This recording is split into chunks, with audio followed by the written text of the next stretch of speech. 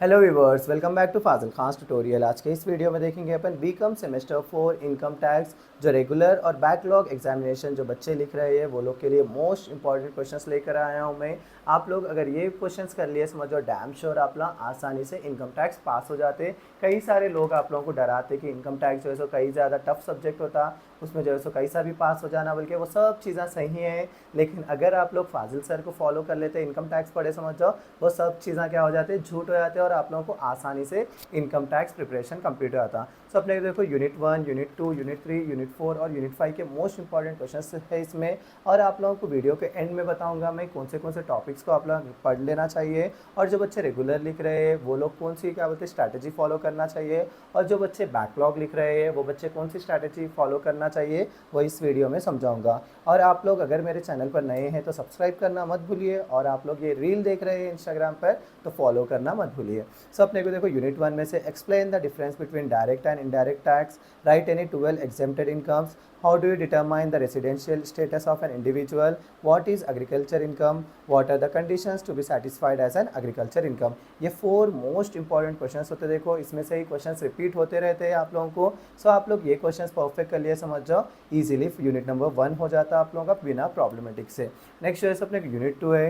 Unit 2 में जो है सो 90% क्या है प्रॉब्लम्स ही आते हैं आप लोगों को, और रेयर चांसेस रहते थियरी आने के। सो अपने को देखो यूनिट 2 में से define allowance, describe the different types of allowances, define perquisites and explain different types of perquisites, define provident fund and its types, problems on salary. Salary के ऊपर प्रॉब्लम का हिस्सा भी आता, आप लोग प्रॉब्लम्स कर लिए समझो। सैलरी पे आप लोगों को थियरी पढ़ने की ज़रूरत नहीं है, लेकिन जो बच्चे सैलरी के प्रॉब्लम से प्रॉब्लमेटिक होती, वो लोग को डिफिकल्टी होती, वो लोग क्या कर लेना, थियरी को भी टच कर लेके रख लेना।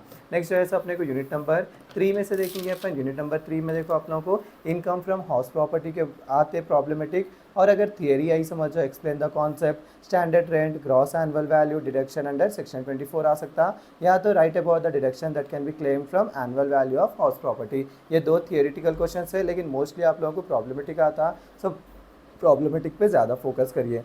नेक्स्ट अपना यूनिट नंबर 4 है।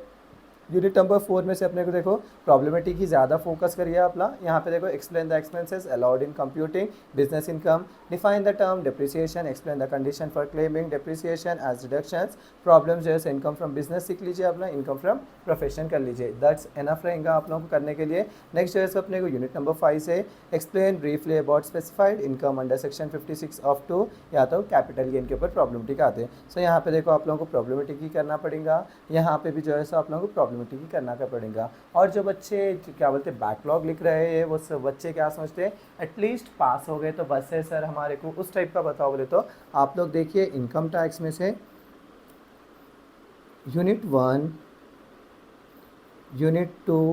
यूनिट 2 का देखो प्रोफार्मा सीख लो आप लोग, प्रोफार्मा भी सीखे समझो आप लोगों को एटलीस्ट 6 मार्क्स तक स्कोर हो जाते हैं। नेक्स्ट यूनिट 3 कोशिश करो पूरा सीखने की, अगर नहीं आया समझो जस्ट प्रोफार्मा कर लेके रख लो आप लोग। फिर यूनिट 3 में से परफेक्ट कर लो ये income from house property, easy रहता।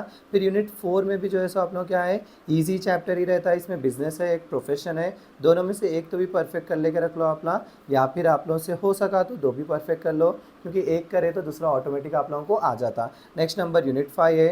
यूनिट 5 में कैपिटल गेंस रहता, देखो ये भी एक इजी चैप्टर ही होता, लेकिन आप ना इसको क्या करो प्रायोरिटी जो है सो देना थोड़ा कम कर दे के क्या करो, कोशिश करो इसका भी प्रोफार्मा परफेक्ट कर लो आप ना। जो एंट्रीज में रेगुलर आते रहते बोलता हूँ वो एंट्रीज को कर लो, उसके बाद में क्या करना है अपना जो है सो इसके प्रॉब्लमेटिक करना।